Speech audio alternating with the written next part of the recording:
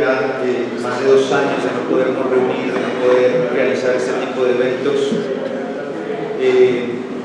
tenemos la oportunidad, ¿sí?, de retomar estas actividades y estos encuentros académicos que lo que buscan es poder compartir un poco de estudio, un poco de conocimientos, y de mi parte, pues como lo decía el doctor Alexander, mi nombre es Edison Fuelpaz, ya la mayoría me conocen, y para quienes no, pues yo actualmente dirijo la clínica veterinaria Supercan aquí en la ciudad de Pasto, y también dirijo Manada de Show en la ciudad de Ipiales.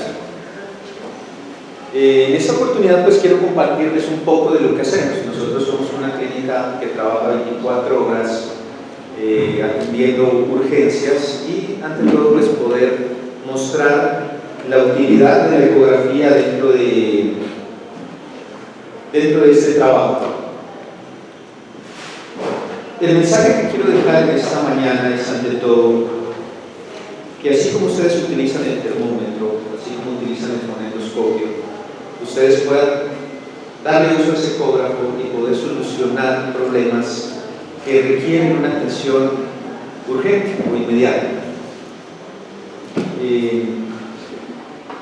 Esta herramienta, aparte de permitirnos un diagnóstico oportuno, nos va a permitir hacer un seguimiento de esos pacientes y controles posteriores a los procedimientos que podamos realizar, porque el paciente no solo se diagnostica, hay que hacer un seguimiento y darle una atención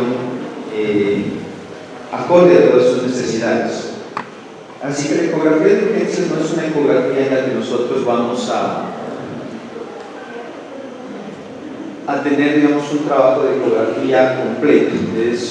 Los objetivos en ecografía de urgencias son muy puntuales, porque la herramienta que estamos utilizando es una herramienta muy clara y nos va a permitir tener situaciones de diagnóstico claro en determinado momento. Asimismo, la ecografía nos permite hacer diagnósticos en el momento y no nos van a servir pues para el futuro, digamos. Nos sirven como base para hacer comparación y tener una información básica en ese primer momento, pero posteriormente vamos a tener nueva información que nos permite pues tomar esas decisiones que les comentaba. Hay muchas ventajas con respecto pues a la ecografía. Es un medio diagnóstico rápido, es un medio diagnóstico económico, y algo muy importante, lo podemos repetir las veces que sean necesarias, porque no tenemos el problema que tiene la radiología con respecto a las radiaciones ionizantes. Asimismo, podemos transportarlo hasta la cama de donde se encuentra el paciente sin necesidad de transportarlo, porque muchas veces hay pacientes que nos llegan en condiciones muy delicadas y son pacientes que en lugar de estar en una mesa de rayos X deberían estar con oxígeno, deberían estar con fluidoterapia, deberían estar con un soporte vital completo, en el cual si nosotros lo transportamos, lo movemos, pues vamos incluso a poner en riesgo la vida de ese paciente. Asimismo, pues es menos estresante para ese paciente. Normalmente nos llegan pacientes que no podemos manipular de una forma adecuada, ya que si llega un paciente con una efusión pleural, por ejemplo, y lo vamos a someter a una posición de decúbito dorsal, ese paciente pues, se nos puede ahogar y se nos puede quedar en la mesa de rayos X.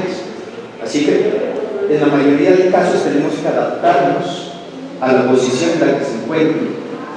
Son pacientes que nos llegan en posición ortopneica, con su cabeza extendida, con sus extremidades anteriores separadas, y en ese caso pues, tendremos que hacer esa ecografía en esa posición. Y es importante tener conocimientos básicos de anatomía.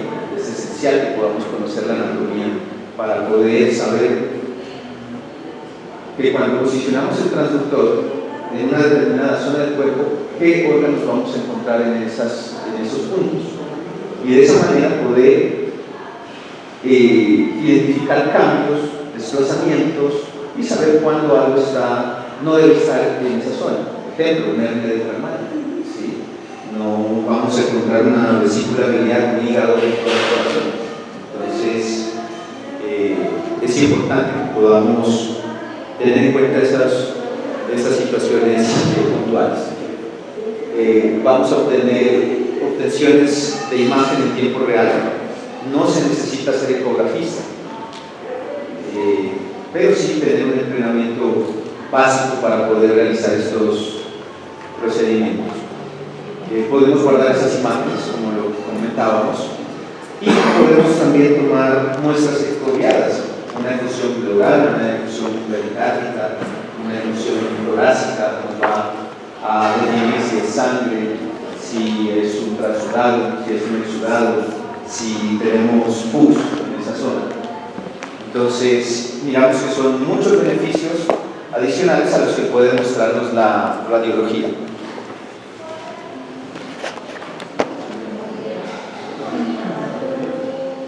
Y bueno, ¿cómo vamos a aplicar esa ecografía directamente ya en los pacientes? Básicamente, pues, en una sala de emergencias, donde este estudio va a ir paralelo a esa atención inicial y a esa evaluación inicial de ese paciente. Y también, pues, dentro de la clasificación del triage para determinar el nivel de urgencia de atención que requiere. Y en estos casos, pues, vamos a brevemente pues, hacer un ABC de ese paciente. Vamos a evaluar sus vías respiratorias, que no estén con ningún tipo de obstrucción, una masa, un cuerpo extraño, un hueso, una pelota que pueda haberse tragado, sus vías respiratorias, ese paciente respira, no respira, ¿sí? Y también vamos a evaluar la parte circulatoria, ¿sí? Eso previo a la realización de la ecografía, porque incluso estos estudios nos ayudan dentro del proceso de reanimación cardiopulmonar para poder hacer el seguimiento y la respuesta precisamente a esas estrategias de reanimación. ¿Quién va a realizar esa ecografía de urgencias? Básicamente un médico de urgencias, ¿sí? Y para eso que se requiere que el médico tenga un entrenamiento tanto en la parte diagnóstica como en la parte terapéutica, porque de nada va a servir que nosotros sepamos que tiene un neumotórax y no somos capaces de hacer una función torácica, ¿sí? No somos capaces de hacer una toracocentesis, no podemos poner un tubo de tórax. Entonces, es importante que podamos complementar con ese tipo de estudios, ¿sí? No solo es tener el ecógrafo, no solo es saber identificar el problema, sino también solucionar. Y muchas veces, muchos pacientes nos van a llegar con decaimiento, inapetencia, todos signos inespecíficos. Y ya en el examen clínico directo, en esa evaluación primaria de ese paciente, luego de su clasificación del triage, vamos a encontrar realmente esos signos que nos van a permitir orientar hacia dónde tenemos que ir y hacia dónde tenemos que dirigir nuestros estudios. Recuerdo y recalco que la ecografía simplemente es un apoyo en la sala de emergencias, no va a ser la solución total, porque muchas veces el diagnóstico final lo vamos a obtener a través de exámenes complementarios, ese tipo de exámenes relacionados con exámenes de sangre, gasometría, química sanguínea, urinálisis, estudios de fusiones. Entonces, es importante que como herramienta la podamos adaptar a ese paciente dentro de la evaluación inicial de la urgencia.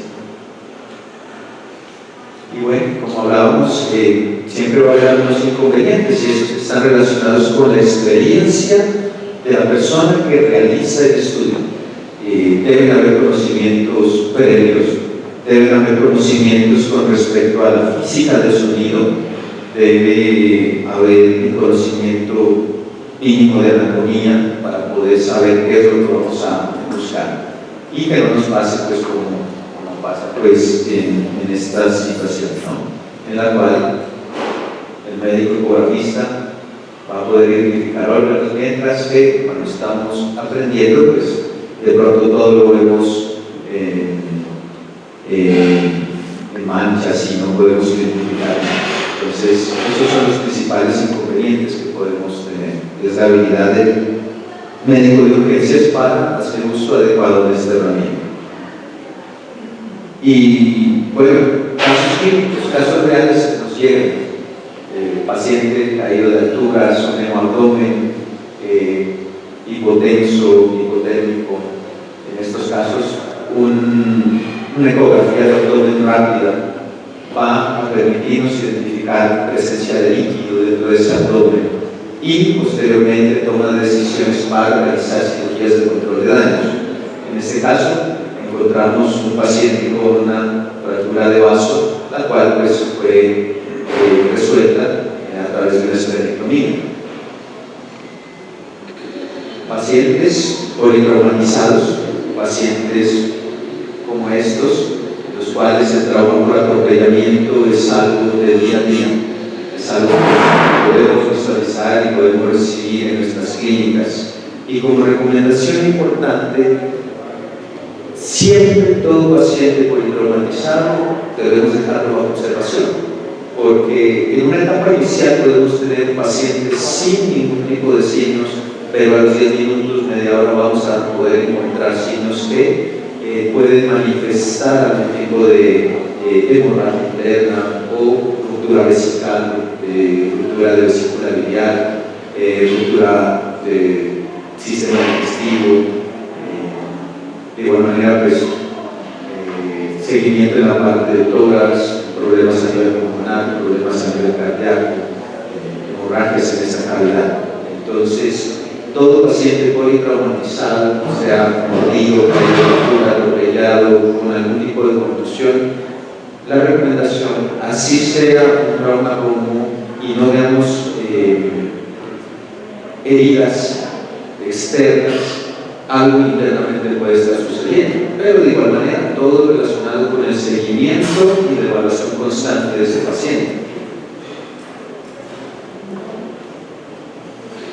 O situaciones como esta, en la cual un ataque por mordedura genera una perforación y una exposición directa desde los órganos torácicos, y pues son situaciones que debemos resolver. Tal vez en este caso el diagnóstico ya es evidente, tenemos una perforación torácica y una herida penetrante, pero es un estudio que nos va a permitir hacerle un seguimiento posteriormente, ver la respuesta a las terapias y a las estrategias de reclutamiento alveolar, que no existan hemorragias posteriores.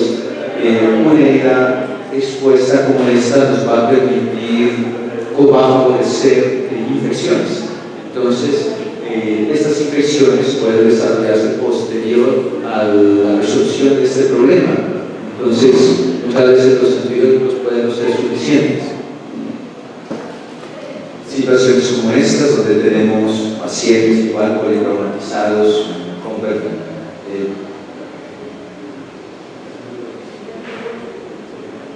pacientes que nos llegan, digamos, se cayó de la terraza sobre la reja y hay una perforación, un paciente atropellado, y bueno, aunque este problema es evidente, ya hay una exposición de vísceras abdominales, de igual manera debemos hacer una evaluación completa y también revisar la parte torácica. No solo vamos a enfocarnos en esta zona, también vamos a enfocarnos en el tórax. Y algo importante también, si sacamos más ventajas del estudio ecográfico, podemos incluso en un paciente con trauma craneoencefálico identificar problemas como son aumento de la presión intracraneal a través de la medición de la vaina del nervio. Pacientes como estos, que son habituales, gatos con efusión pleural, donde podemos encontrar una respiración paradójica, ¿no? Entonces, es un signo que nos indica que hay algún problema en la cavidad torácica, y esa respiración paradójica significa que ese paciente, cuando respira, cuando genera una inspiración, en lugar de tórax distenderse, lo que hace es contraerse, y cuando el tórax en lugar de distenderse se contrae, ¿sí? Cambia completamente la dinámica. Y también recordemos que tanto el tórax como el abdomen se mueven sincrónicamente y en una respiración paradójica esa sincronía se pierde completamente.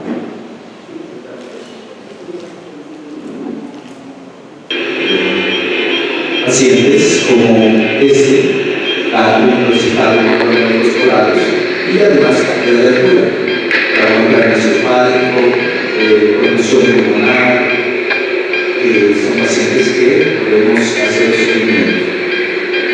O pacientes como en el cual hay un ataque por otro perro, hay fracturas costales y vemos lo que se llama el síndrome de tórax flotante. Y pues aquí vemos ese síndrome de aleteo torácico. Esta imagen la quise poner porque es algo que encontramos no con mucha frecuencia, pero son situaciones que a veces pueden confundir.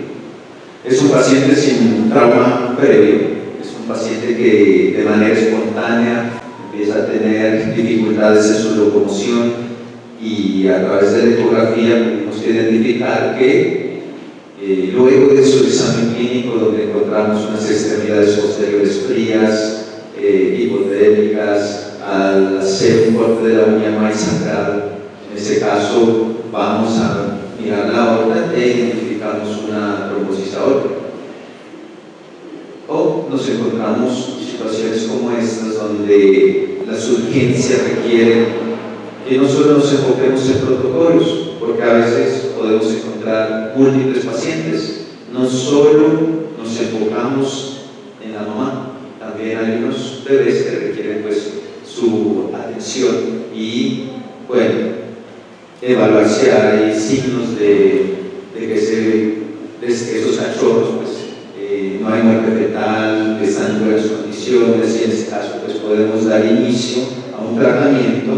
Este es un paciente con una eclampsia en estado de gestación y posteriormente lo que hicimos fue controlar la hipocalcemia y posteriormente hacer una cesárea para retirar esos cachorros.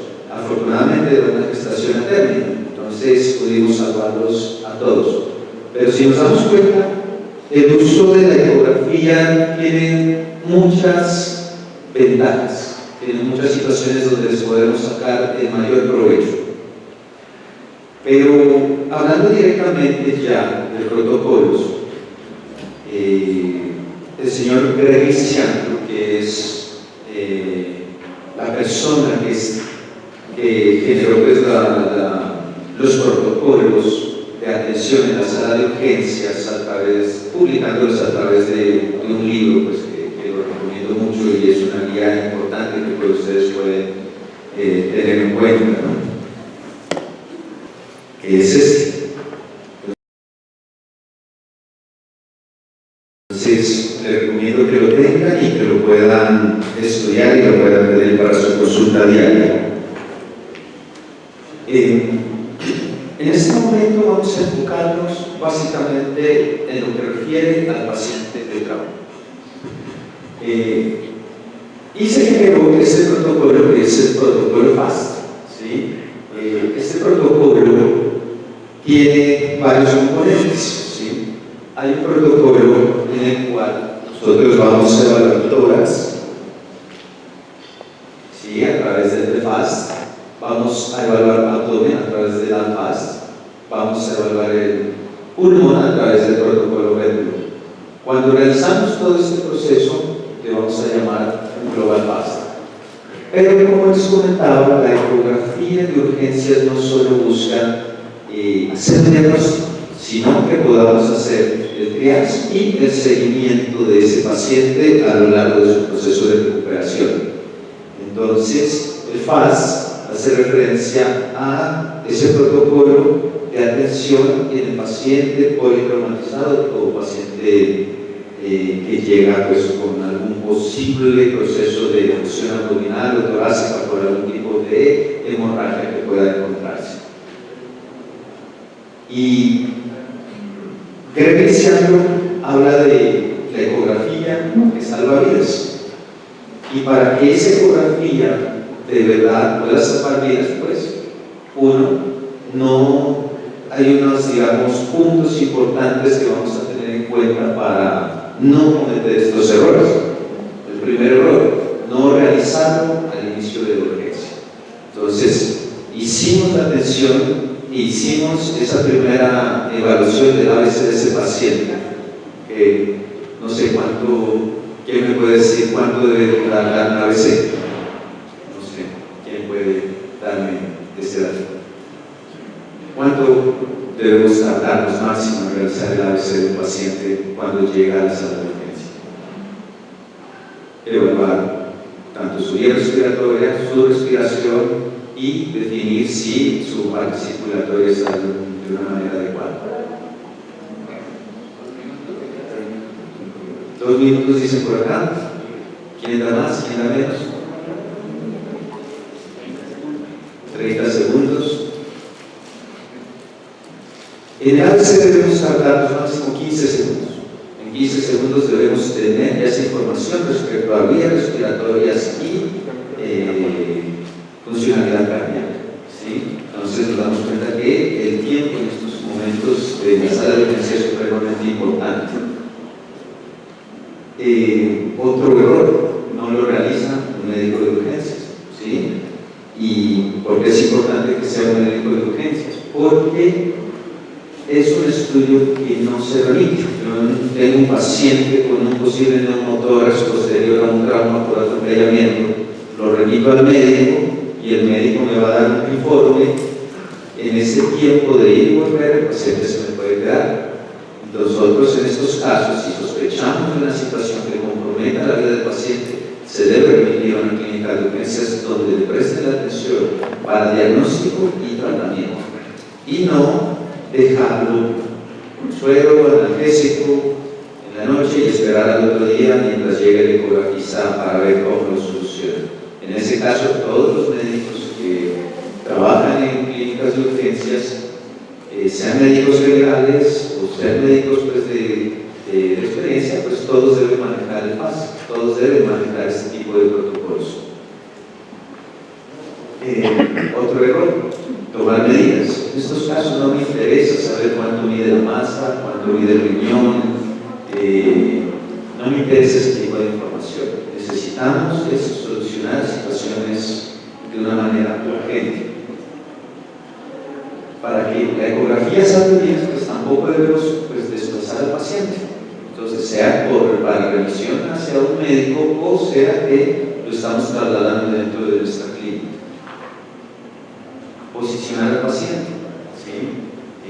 Un paciente debemos trabajarlo en la posición en la que más cómodo se siente, en la posición en la que él pueda tener unas condiciones que garanticen su supervivencia. No monitorear y no ejecutar maniobras para tratar esos problemas. Entonces, para que esa ecografía de verdad salve vidas, no debemos cometer estos errores. Porque de lo contrario, pues nos veríamos así. Hay un riesgo y pues el médico terminaría pues actuando de esa manera, remitiendo un paciente para después tener que devolverlo y decir no puedo solucionarlo y volverlo a remitir, poniendo el riesgo de salir. Entonces, no nos quedamos con estas condiciones. Y para eso, pues, quiero presentarles pues, a mi equipo médico. Hay un grupo de trabajo, 10medicosveterinarios.com, los pasantes que nos acompañan, todos los pasantes desde que llegan, también porque siguen su instrucción para poder realizar una ecografía de urgencias y el seguimiento intrahospitalario, porque recordemos que las urgencias no solo vienen de afuera, las urgencias pueden presentarse dentro de nuestra clínica. Realizamos un procedimiento de riesgo como es una nefrectomía o incluso una ovaristerectomía, en la cual posteriormente puede haber una hemorragia, y si nosotros no estamos haciendo monitorización en ese paciente, pues puede haber esa hemorragia y la cirugía puede haber quedado linda, la superficie hermosa, pero el paciente posteriormente por algo interno falleció. Entonces, los equipos de trabajo y la conformación de los equipos son supremamente importantes. Y bueno, aquí vamos a dar términos claves importantes dentro de lo que refiere al FAS abdominal. Como las metas son claras, en un paciente de trauma lo que nosotros buscamos es identificar líquido libre en el abdomen. Y para eso se propuso ese protocolo permitiera el estudio de 4 puntos importantes.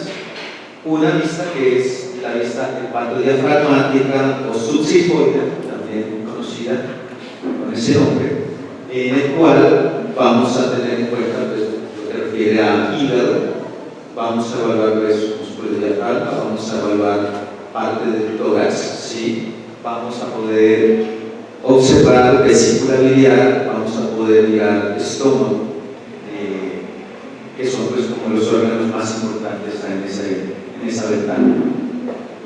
La ventana renal, donde vamos a evaluar riñón junto al vaso. Una ventana cistocólica donde principalmente vemos la vejiga, vemos intestino grueso, colon específicamente, y también podemos identificar el sistema reproductivo de la hembra. En este caso, en esa ventana podemos mirar lo referente pues, a los biómetros, ¿no? Que es como algo que entendemos con mucha frecuencia. Y una ventana de pararenal. De preferencia, el protocolo dice que debemos acomodar al paciente en un decúbito lateral derecho, porque esa posición nos permite conectar a ese paciente a un electrocardiógrafo, esa posición nos permite conectar a ese paciente a una cámara de oxígeno, ¿sí? A una zona nasal, y podemos hacer un manejo pues, con mayor cuidado, pero no siempre vamos a poder posicionar al paciente. Como les decía, vamos a trabajar en la posición en la que el paciente se sienta mucho más cómodo. En esta ventana hepatorenal no siempre podemos ver el hígado y el riñón, ¿sí? Normalmente hacemos una ventana más bien umbilical, donde vemos pues haces intestinales.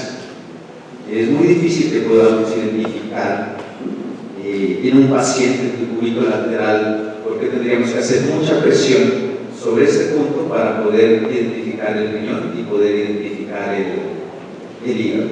Entonces normalmente lo ubicamos en esta zona y podemos visualizar directamente las asas intestinales. Este estudio de fase abdominal máximo debe tardar entre 3 a 5 minutos. ¿Por qué? Hablamos desde el principio que la sala de urgencias requiere que el tiempo se maneje de la forma más cuidadosa posible, porque el tiempo significa vida dentro de estos lugares. También, aparte de que podemos colocar pues, los equipos de monitorización, vamos a poder conectar, realizar una abdominocentesis y tomar una muestra con mayor tranquilidad, con mayor seguridad en esa posición.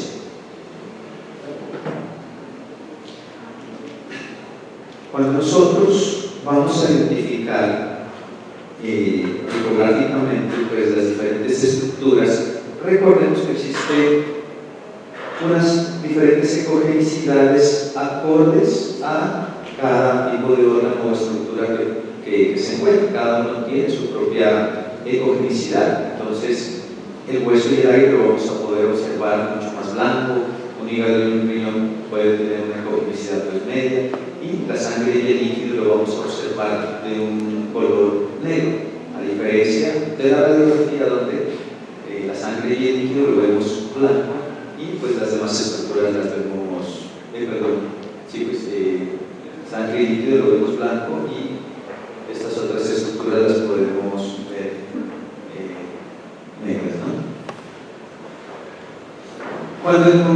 Cuando estamos buscando líquido libre dentro de la cavidad, vamos a identificar estructuras angulares, ¿sí? Ya sean triángulos, ya sean rombos, en sus diferentes pues, vamos a identificar estructuras como estas dentro de las cavidades. Siendo así, vamos a los ejemplos. Es un paciente que nos llega por urgencia, por una respiración dificultosa, no hay historial de trauma, pero al realizar un ecofast identificamos en la ventana subsifoide que en esta zona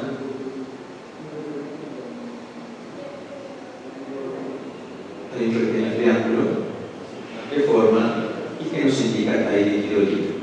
Como les comentaba, en esta posición vamos a identificar lo que es el hígado, tórax, la interfaz del diafragma y aquí detrás el estómago.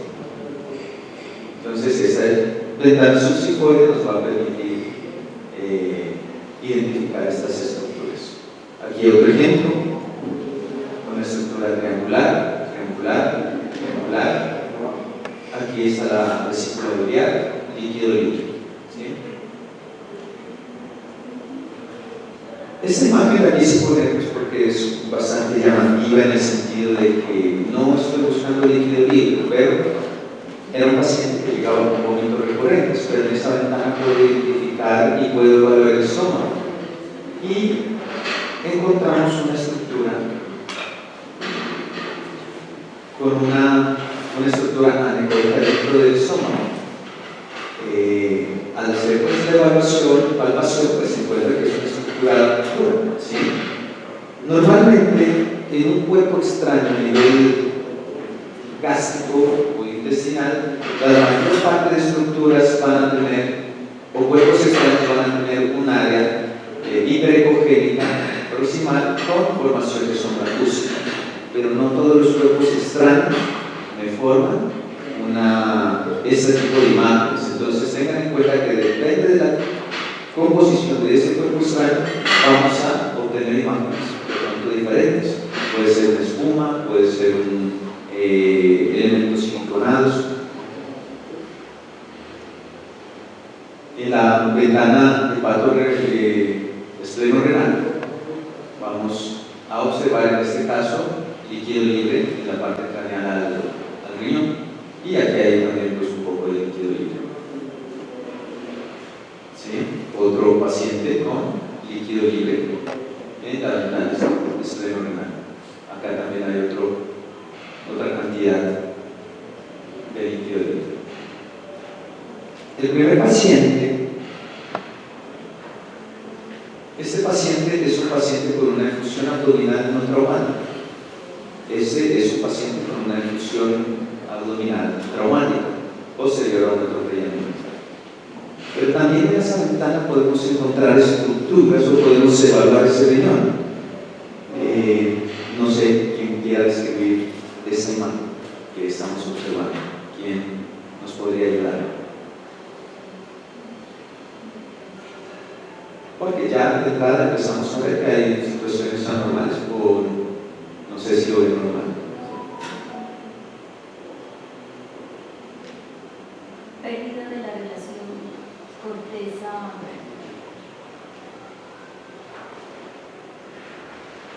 Corteza media, sí, ¿no? Hay una pérdida de esa relación cortico-medular.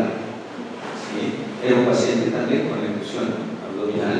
En esta zona podemos ver efusión. Este es un eje largo y un eje corto de ese riñón donde podemos ver la pelvis que es completamente dilatada. No necesito tomar medidas para saber que es un paciente con un riñón hidronefrótico, ¿cierto? Entonces, miren que las ventanas me van permitiendo, dependiendo de la experiencia y de cómo vayamos avanzando en el conocimiento de las posibilidades que nos ofrece cada ventana, podemos identificar diferentes tipos de patologías o problemas adicionales.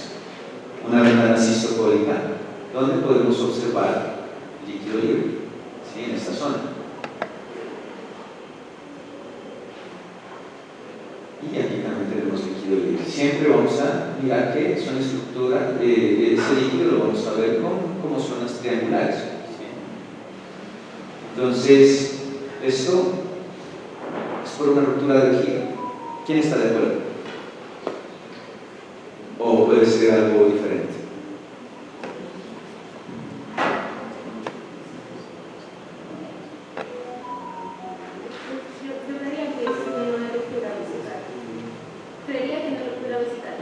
Ajá, cuéntenos. Porque igual el globo vesical se encuentra distendido, ¿no? Cuando el globo vesical no se ve, o se ve muy pequeño y la pared un poco engrosada. Además se ve la fibra de la grasa mesentérica. Entonces, eso no es una ruptura vesical, esto es un artefacto, ¿sí? Es un artefacto de sonda lateral en el cual, digamos, por situaciones de la física del sonido, pues por cambios en la velocidad y dirección, vamos a ver una sombra. Pero es importante, por eso les hablaba, una capacitación y un conocimiento mínimo de la física del sonido para poder identificar esos artefactos y no tener una visión de túnel. Cualquiera diría, esto es una ruptura de vejiga, porque en esta zona hace falta parte de la pared vesical, ¿no?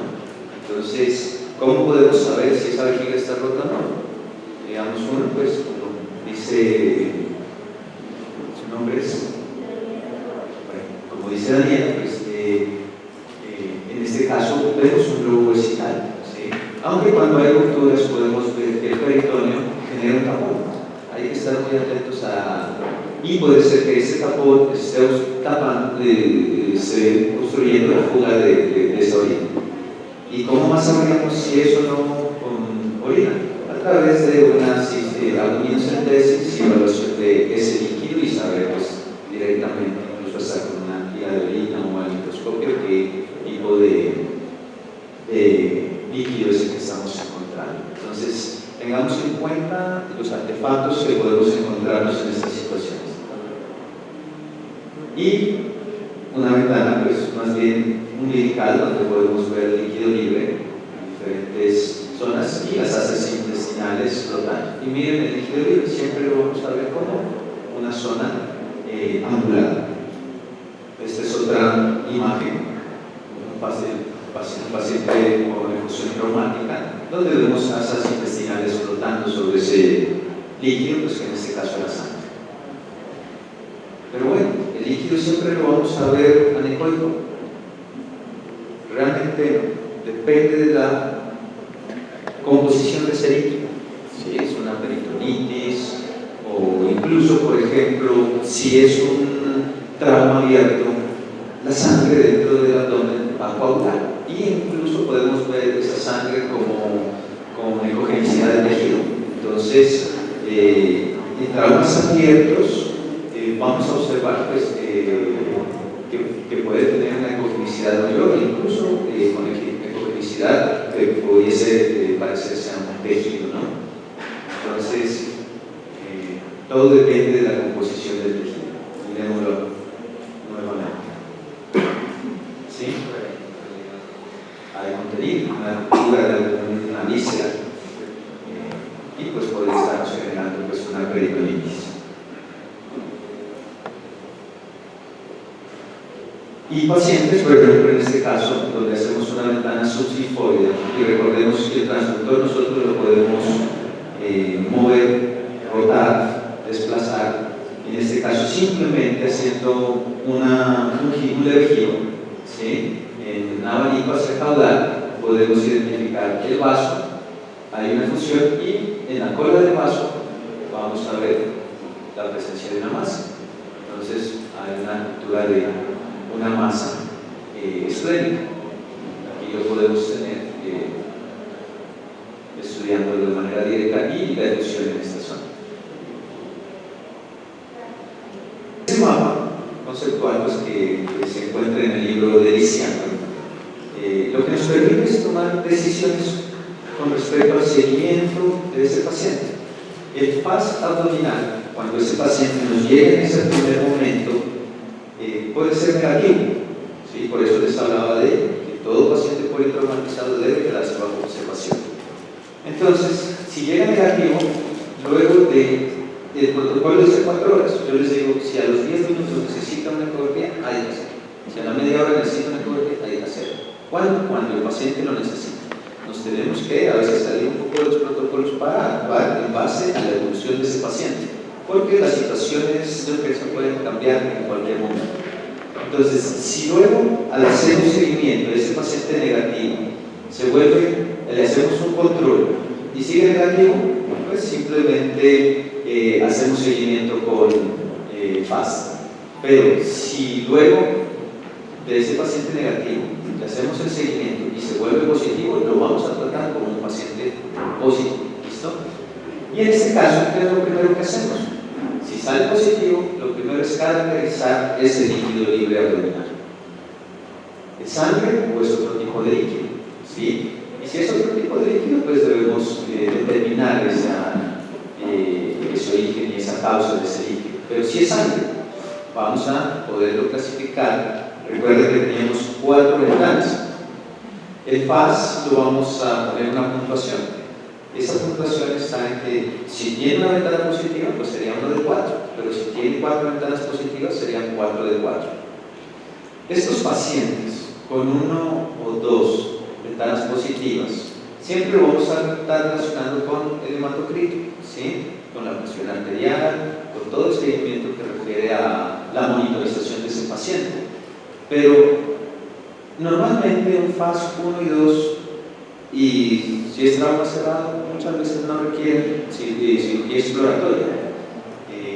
Y pues muy seguramente ese paciente va a compensar y no vamos a tener necesidad de hacer una transfusión sanguínea. Si ese paciente con FAS 1 y 2 empieza a tener un hematocrito cada vez más bajo, debemos identificar que haya otra zona de hemorragia. Por ejemplo, una fractura de fémur que perforó la arteria femoral, ¿sí? Entonces esa sangre puede estar en otro lado, ¿sí? También el seguimiento y el examen clínico es supremamente valioso. Pero ese paciente que tiene un FAS 3 o 4, en el 25% de los casos son pacientes que van a requerir una transfusión sanguínea, ¿sí? Pero siempre vamos a estar haciendo un seguimiento, ¿sí? ¿Y cómo vamos a definir si ese paciente requiere una transfusión? ¿Es un paciente estable o es un paciente inestable? Y si es un paciente inestable, pues vamos a realizar la transfusión y posteriormente pues una cirugía exploratoria. No sé si hay alguna duda hasta aquí. ¿Alguien quiere preguntar? Bueno. Entonces, debemos llevar los registros. Hacemos el FAS porque recuerden que en una clínica de urgencia pues el médico no puede trabajar indefinidamente, hay equipos de trabajo. Entonces, dentro de las historias clínicas vamos a llevar los registros con respecto a la hora en la que se realizó el estudio y pues las ventanas positivas o negativas. Pero si hay alguna ventana que no pudimos identificar o no pudimos o tenemos dudas o no sabemos si es positivo o negativo, siempre vamos a poder determinar. Si llega el siguiente turno, el siguiente médico puede mirar que es indeterminado y puede enfocar su estudio en esa zona y poder definir si hay una hemorragia. Pero el seguimiento y la monitorización debe ser registrado. En la ventana subsifoidea también vamos a identificar y vamos a evaluar lo que refiere a la vena cava caudal, ¿sí? Normalmente cuando un paciente que sufre un trauma, pues pierde volumen. Y pues al perder volumen, tanto el corazón como sus vasos sanguíneos van a verse afectados con disminución del contenido dentro de ellos. Entonces, normalmente la vena cava caudal, pues su distensibilidad su colapsabilidad no debe sobrepasar el 50%, ¿sí? En este caso, cuando hablamos de distensibilidad o colapsabilidad, tenemos la vena cava. Normalmente la vena cava con la inspiración y expiración va a ser esto. Pero si esa vena colapsa demasiado, más del 50%, muy seguramente es un paciente que va a requerir volumen, sea fluidos o sea una transfusión sanguínea, porque sus vasos sanguíneos están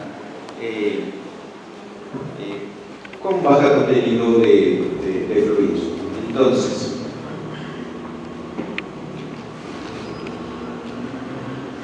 aquí observamos, este es un paciente que presentó una hemorragia y vemos que esa vena cava se colapsa al 100%. Este es un modo M, donde si nosotros hacemos la medida en la parte más ancha y más y la parte más estrecha y hacemos esa relación, esa colapsabilidad no debe sobrepasar el 50%.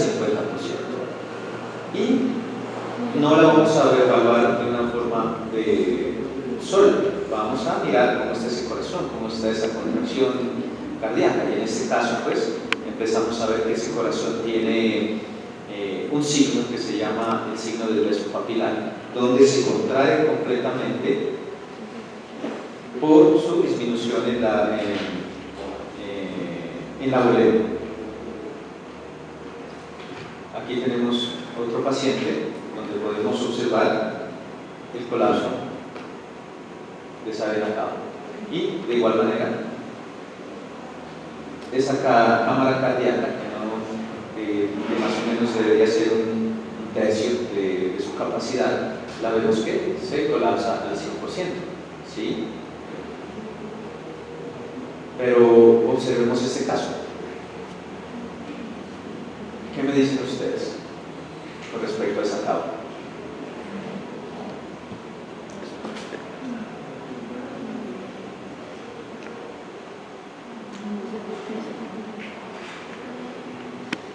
¿Se colapsa o no se colapsa?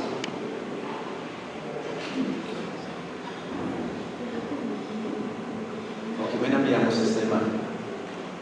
Ayúdenos. ¿Está comprimida? Bueno, entonces, tengamos en cuenta que esto es dinámico, ¿sí? Pero entonces nosotros vemos una zona craneal distendida y vemos una zona caudal distendida, pero solo hay un punto donde está comprimida. En este caso no es una colapsabilidad de la vena cava. Hay una patología hepática que está generando un colapso en un punto específico. Hay que siempre estar atentos a todas esas situaciones y no tener esa visión de túnel y pensar que este paciente tiene una vena colapsada, y por eso siempre lo vamos a relacionar con la evaluación del corazón. Entonces, eso no es una vena colapsada. Hay una patología que está generando una compresión en ese punto específico de la cava. Pero, asimismo, como les hablaba, ese paciente que llega hipovolémico, podemos pasarlo a un problema diferente, que es una sobrecarga de volumen, donde ya no vemos esa vena cava colapsada, sino que la vemos muy distendida. Y si nos vamos al tórax y evaluamos los pulmones, vemos que empiezan a haber signos donde encontramos colas de cometa, ¿sí? Estos destellos que observamos a nivel de la evaluación pulmonar. Entonces, es un paciente que, si es un pitcher, pues, y se le pasó una bolsa de 500, pues, esto es lo que puede pasar. ¿Sí? Hay una sobrecarga de volumen. Por eso, hablamos de que la ecografía nos sirve para hacer seguimiento y monitorización de ese paciente y no olvidarnos de que pueden haber complicaciones, e incluso con el tratamiento que nosotros realicemos. Bueno, entonces, ahí en la parte del abdomen, que haya alguna duda, alguna pregunta. Si no, pues vamos a pasar ya un poquito pues a lo que es la parte torácica. De igual manera, hay unas pautas básicas que quiero dejarles en este momento, pero ya con las conferencias tanto del doctor José Luis como del doctor Rojas, pues van a poderlos observar de una manera mucho más precisa. Pero la idea de esta charla es básicamente que ustedes puedan ver que la ecografía puede permitirles, o que por lo menos puedan adaptarla dentro de su examen clínico, y que no se olviden de que la ecografía les va a ayudar a solucionar muchos problemas. Por ejemplo, ¿cuántos de ustedes tienen ecografía en sus clínicas? ¿Quiénes trabajan con ecografía? Sí, entonces, saquen mayor provecho, hagan uso y se van a dar cuenta que van a salvar muchas más vidas. Pero también, si tienen urgencias, atender, muchos de ustedes tienen que recibir urgencias en sus consultorios, en sus clínicas. Muchos de ustedes son 24 horas, pero hay otros que trabajan únicamente en el día. Pacientes que lleguen complicados con algún proceso de hemorragia en ese momento, pues se debería remitir a una clínica que trabaje trabaje 24 horas. ¿Por qué? Porque si yo solo trabajo en el día, en la noche, ¿quién lo va a evaluar? ¿Quién le va a hacer el seguimiento? Y en la noche puede pasar algo catastrófico y al otro día ya no encontramos paciente. Entonces, terminando con el AFAS, pues vamos a pasar al QFAS y al BEDRO, que es de ecografía pulmonar. Básicamente aquí en esta zona, ¿qué vamos a identificar? ¿O qué diagnóstico en ecografía de vectores? Básicamente patologías cardíacas globales, síndromes de ocupación pleural, neumotoras, las efusiones. Recuerden pues, que no podemos saber qué tipo de líquido es el que tenemos, sino hasta que lo hayamos extraído y lo hayamos evaluado. Alteraciones del parénquima pulmonar y el monitoreo de la respuesta a los ruidos. En la parte de la evaluación pulmonar, bueno, ahorita pasa. En la parte de la evaluación de tórax, pues nosotros siempre vamos a evaluar básicamente 3 puntos importantes. Uno, la ventana subsifoide o hepatodiafragmática, esta ventana que es la caudodorsal, la zona caudodorsal de la zona pulmonar, y el punto o la zona pericárdica, ¿sí? Cuando nosotros evaluamos esta zona pericárdica, pues vamos a hacer diferentes cortes, ¿sí? Y vamos a evaluar ese corazón desde la base hasta el ápex y del ápex a la base, tanto en eje largo como en eje corto, en una ventana paraesternal derecha, en una ventana paraesternal izquierda, ¿sí? Y pues vamos a poder identificar ciertas anormalidades, sobre todo pues cuando hablamos de este signo de Mercedes-Benz, donde vemos pues la aorta y la aurícula izquierda, podemos ver su relación, ¿no? La relación de una aorta aurícula izquierda, a ver si hay remodelación cardíaca. Ese paciente que nos llega con tos y tenemos signos de presencia de líquido a nivel pulmonar, vamos al corazón directamente y podemos ver signos de remodelación. Y el médico de urgencias puede llegar hasta ahí y luego lo remito al cardiólogo, estabilizo y remito al cardiólogo. Es tomar decisiones en ese momento preciso. Evaluando el corazón, siempre vamos a mirar cómo es su contracción, vamos a evaluar su ritmo. Cuando tenemos casos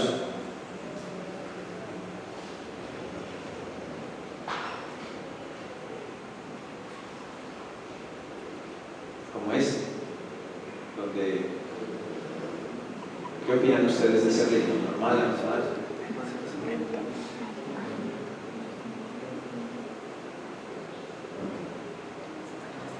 Este es un eje corto en la vista clásica de champiñón, ¿no?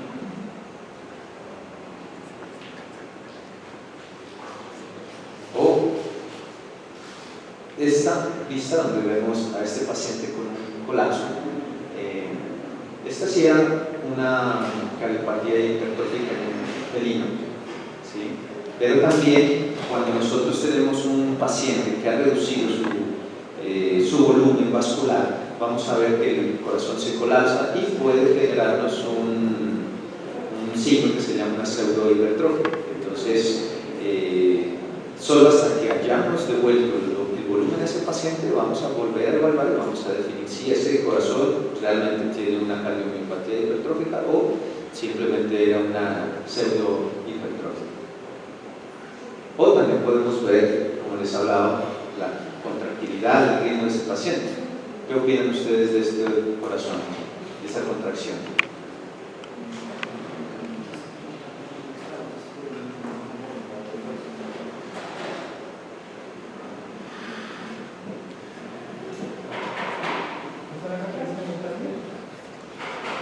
¿Quién se anima a decir qué es?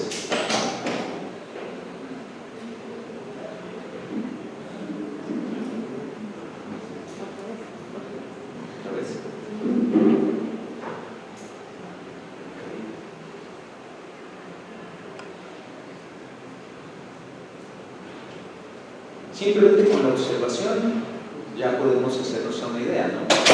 Empezamos a ver pues como un adelgazamiento de esas paredes, ¿no? Y la contracción está bastante disminuida, sumado a que el corazón pues sobrepasa, ¿no? La ventana ecográfica.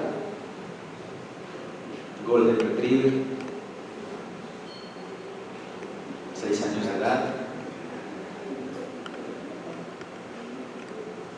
ha sufrido de desmayos.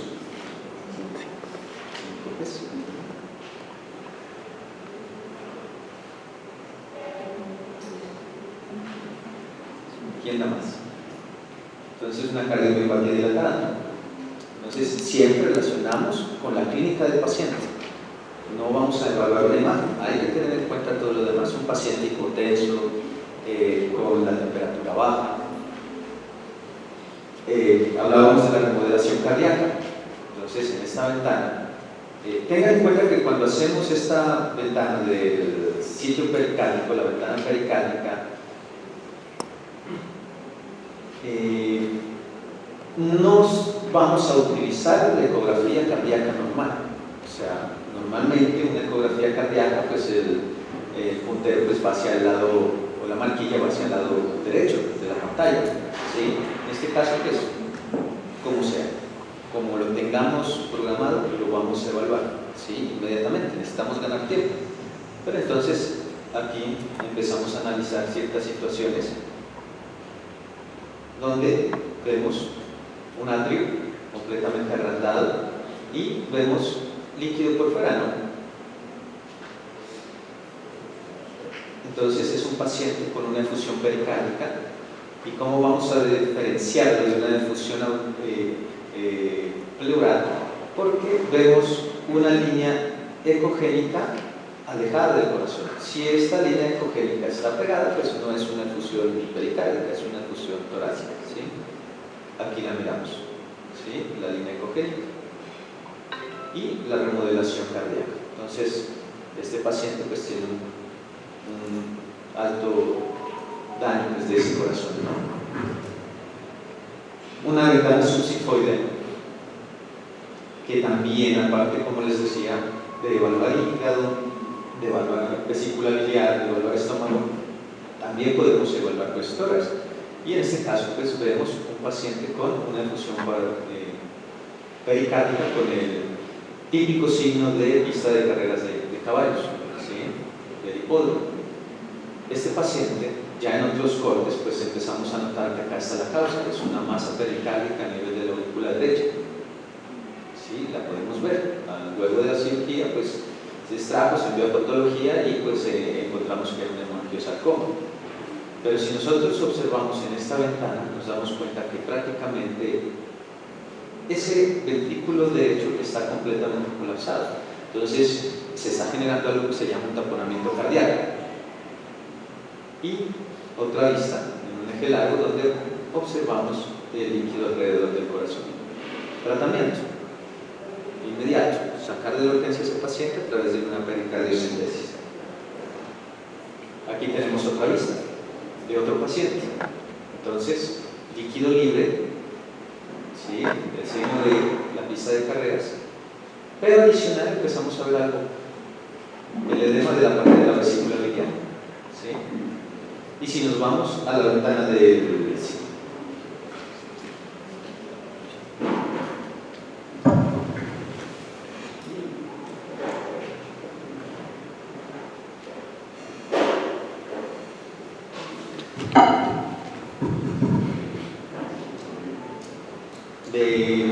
cardiac site o sitio pericárdico, podemos observar el líquido alrededor del corazón, ¿sí? Este edema también de la pared de la vesícula biliar lo podemos evidenciar en pacientes con anafilaxia, ¿no? A veces no podemos tener los signos característicos de angioedema o edema facial, pero podemos irnos a la vesícula biliar y mirar que esa vesícula está completamente inflamada. Es un signo que nos indica un posible anafilaxia, pero pues recordemos también que en problemas de cardiopatía o de enfermedad cardíaca derecha, pues lo vamos a encontrar, ¿sí? Y aquí pues algo también dentro de a nivel del pericardial site, podemos observar que hay una alteración completa, ¿no? Hay líquido libre acá, pero aquí hay líquido contenido, ¿no?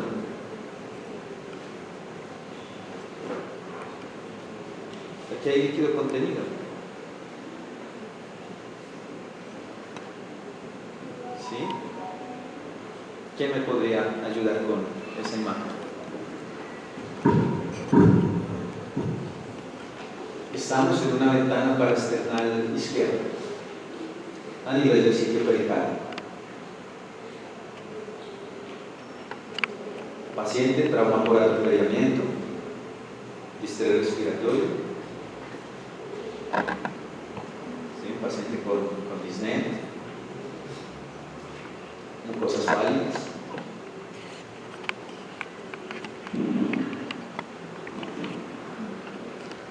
No es un paciente que puedo llevar inmediatamente a una sala de rayos X,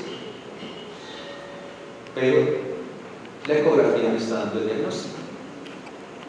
En este caso, vemos tejido que no debería estar ahí.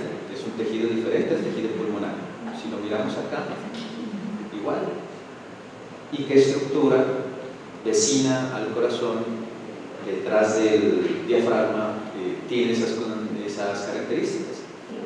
Hígado. Entonces hay una hernia diafragmática. ¿Sí? Podemos encontrar intestinos, podemos encontrar el estómago, podemos encontrar el vaso. Entonces hay que estar siempre atentos a todos estos signos. Aquí otro paciente donde tenemos corazón, en el sitio pericárdico, efusión, y aquí vemos algo que está abrazando ese corazón. Una neoplasia. ¿Sí? Líquido libre en tórax y una masa que está afectando ese funcionamiento cardíaco normal.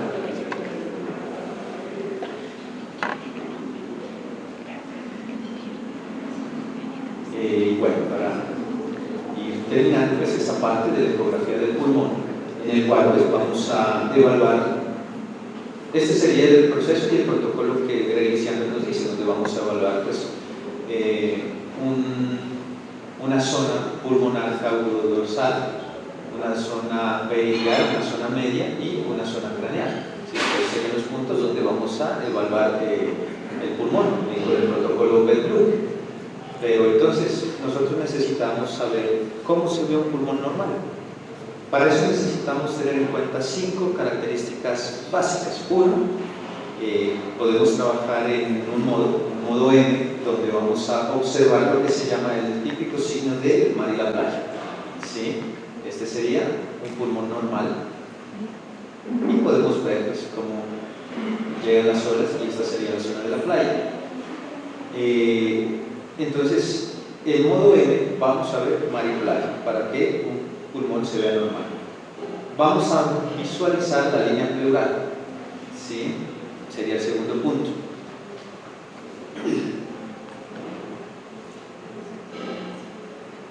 Y vamos a identificar lo que se llama el signo del alligator o del cocodrilo, ¿no? Donde vamos a mirar y vamos a evaluar esta zona. Esto es parénquima pulmonar, ¿sí?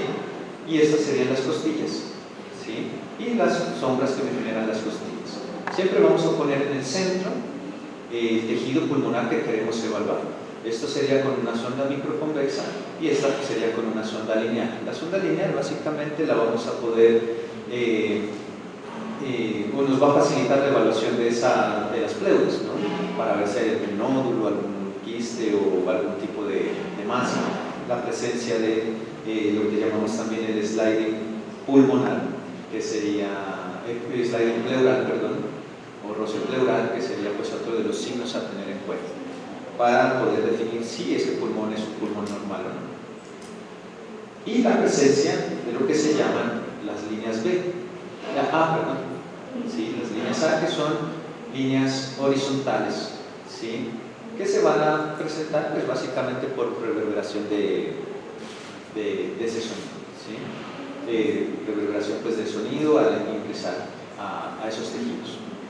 Entonces tenemos mar y playa, roce pleural, pleura, signo del cocodrilo y la presencia de líneas B. Si nosotros encontramos esos 5 signos, vamos a determinar que ese pulmón es un pulmón normal. Muchas veces hay patologías que pueden pasarse por alto y podemos ver un pulmón normal. Entonces, hay estudios que pueden ayudarnos a identificar problemas más allá, pero eso también tiene unas limitaciones, y lo que nosotros podemos evaluar es únicamente ese pulmón que está en contacto directo con la pared costal. Si ese pulmón se aleja de la pared costal, pues de pronto va a ser más difícil poderlo evaluar. De igual manera, pues las limitaciones con respecto a que la ecografía pulmonar no nos permite evaluar ni tráquea ni árbol bronquial, ¿sí? Solo estructuras que estén cercanas a la pared pleural. Entonces, hablábamos de un signo que es el roce pleural o slide pleural, que sería esto. Entonces, nosotros tenemos un sliding que es una pleura, que es la pleura parietal y la pleura visceral. Normalmente ellas hacen este movimiento, ¿sí? Se tocan, se rozan. Entonces, este signo debemos tenerlo muy en cuenta y debe estar presente siempre en un pulmón con características normales. Si nosotros nos damos cuenta acá, podemos observarlo. Cuando nos enfrentamos a una situación de un neumotórax, ese es el signo que se va a perder. No va a haber roce pleural. Y pues normalmente la presencia de líneas B, que son otros artefactos que se forman y que nos indican la presencia de líquido a nivel pulmonar, esos artefactos pues de alguna manera se van a perder. O sea, la presencia de líneas B descarta neumotórax. Entonces, las líneas B van a ser estos destellos y son artefactos que vamos a encontrar en un pulmón con contusión, un pulmón con algún tipo de contenido pues, interno, moco, en una reacción anafiláctica, por ejemplo. Podemos tener pacientes con neumonías que podrían generarnos este tipo de imágenes. Por eso también la clínica va a ser muy importante. Si este paciente nos llega posterior a un trauma, una caída de altura, pues, y la presencia de líneas de estos destellos, donde se pierden completamente las líneas A, de alguna manera, pues, ya nos indica que puede haber algún tipo de contusión pulmonar o algún tipo de hemorragia pulmonar. Y dependiendo, digamos, de la cantidad de líneas B que nosotros podamos encontrar, pues vamos a determinar también la gravedad pues, de la afección, ya sea que solo va a ser un problema a nivel intersticial o alveolar intersticial. Estas líneas B tienen unas características importantes, y es que siempre nacen desde la línea pleural y van a llegar hasta el final de la área ecográfica o de la pantalla ecográfica, ¿no? Siempre se mueven de manera dinámica con el movimiento respiratorio. Siempre las vamos a ver en movimiento, si nos damos cuenta.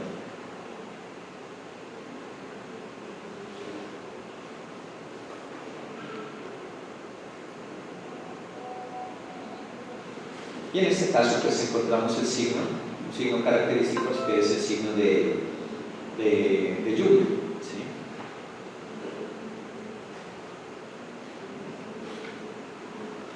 Y algo importante, pues si yo tengo un pulmón húmedo con presencia de líneas B y quiero descartar o quiero ver si el problema es de origen cardiogénico o ese edema es de origen cardiogénico, pues voy a estudio el corazón y le hago pues una evaluación rápida.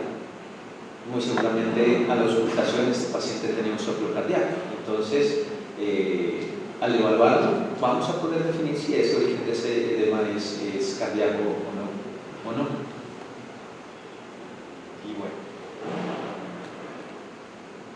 Y ante todo, pues quería dejarle pues como esa parte, compartirles un poquito esa experiencia y que empiecen a utilizar la ecografía dentro de sus consultorios, saquen el mayor provecho que puedan. No quise profundizar más en la parte del pulmón porque van a tener pues una charla muy completa con el doctor Rojas y con el doctor José, y la idea pues, es que ellos también puedan compartir toda esa experiencia que tienen. Mi trabajo básicamente ha sido en el tema de urgencias. Hacemos uso de esta herramienta con mucha regularidad, todos los días pues lo usamos y pues nos ha permitido salvar muchas vidas. Y la idea es compartirles eso para que ustedes lo puedan realizar también en sus sitios de trabajo. Y pues a quien le guste las motos y quiera salir a rodar, pues hagamos parche y salgamos.